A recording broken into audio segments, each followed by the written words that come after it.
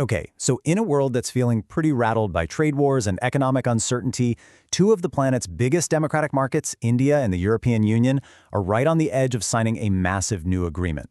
It's a deal so big, some people are actually calling it the mother of all deals. Today, we're going to break down exactly what that means and why it matters so much. To really get why this is such a big deal, we kind of have to look at the global picture. Not that long ago, the markets were totally on edge. Everyone was spooked by the threat of a huge trade war between the US and Europe. Just the mention of new tariffs was enough to send shockwaves through the whole financial world. And this wasn't some abstract problem. It had a direct impact on India. On January 21st, right when tensions were at their peak, the Indian market took a dip. But then, look at what happened the very next day. The second the US backed off those tariff threats, the market bounced right back. It's a perfect example of how deeply connected everything is. These geopolitical jitters really do cause tremors everywhere. And, we're not just talking about stock market charts here. This kind of global uncertainty creates very real, on-the-ground pressure for major Indian companies. I mean, just look at Air India. The airline is bracing for a truly mind-blowing projected loss, $1.6 billion for the current fiscal year. That is a massive hit, especially for a company that was slowly but surely fighting its way back to being profitable. So what happened here was just this brutal combination of factors. The airline was already dealing with the aftermath of a tragic crash in Ahmedabad. And then, on top of that, geopolitical tensions forced Pakistan to close its airspace. That pushed Air India onto these longer, way more expensive flight paths.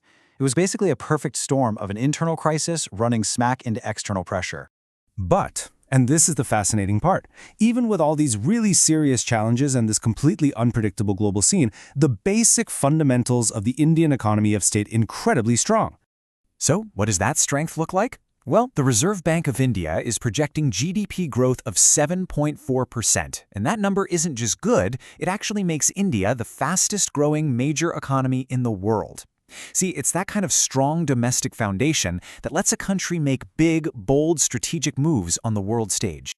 So, how does a country that's feeling all this pressure, but also has this amazing resilience, handle such a chaotic world? Well, it does it by making a major strategic pivot. For the people in charge, the question is pretty clear. When your old trading partners are getting unpredictable and you're always worried about the next tariff threat, how do you find some stability? How do you lock in future growth? And the answer, it seems, is captured perfectly in this one phrase from the head of the European Commission, Ursula von der Leyen. Now, she's not known for dramatic language, so when she says something like this, the world pays attention. What she's talking about is the free trade agreement between India and the European Union, which is this close to being done. This is a landmark deal. It's all about tearing down trade barriers and building a really deep economic and strategic partnership for a new era. But this deal definitely didn't just pop up overnight. Oh no. The road to get here has been long and winding. Talks actually started way back in 2007, but then they stalled for nearly a decade. It was only recently, because the world had changed so much, that they got back to the negotiating table with a whole new sense of urgency. And the agreement itself is massive. It's designed to give Indian textiles and clothes better access to European markets, while cutting tariffs on things like European cars coming into India. But, crucially, it also protects sensitive areas like Indian agriculture.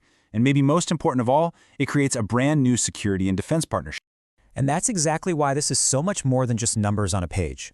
It really represents a huge economic realignment, a deliberate choice to build a different kind of partnership for a very different-looking world. The difference in approaches here couldn't be more stark. On one side, you've got a strategy that's all about tariffs, unpredictability, maybe a little bit of isolation. And on the other, you have India and the EU pushing a model built on partnership, stability, and what they're calling fair trade.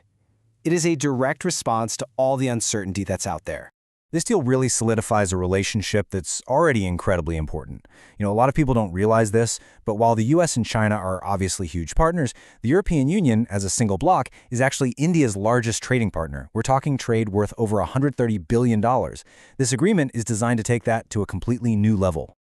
So when you boil it all down, this trade agreement is a deliberate strategy. It's about both India and the EU actively branching out their supply chains, making sure they're not too dependent on any one country, and creating a reliable, predictable economic bloc in a world that feels anything but. So, all of this brings us to the final, and probably the most important question. What does this all mean for the big picture? By choosing to partner up instead of putting up walls, are India and the EU actually laying the groundwork for a whole new global trade order? This isn't just a deal, you see. It could be a blueprint for how other countries navigate the challenges of the 21st century. And that is a question that's going to define international economics for the next decade. If you found this explainer helpful and you want to keep making sense of the big shifts happening in our world, please take a second to like, share, and subscribe. It really helps us out. And we really do want to know what you think. Is this the start of a brand new era for global trade? Let us know your thoughts down in the comments below. Thanks for watching.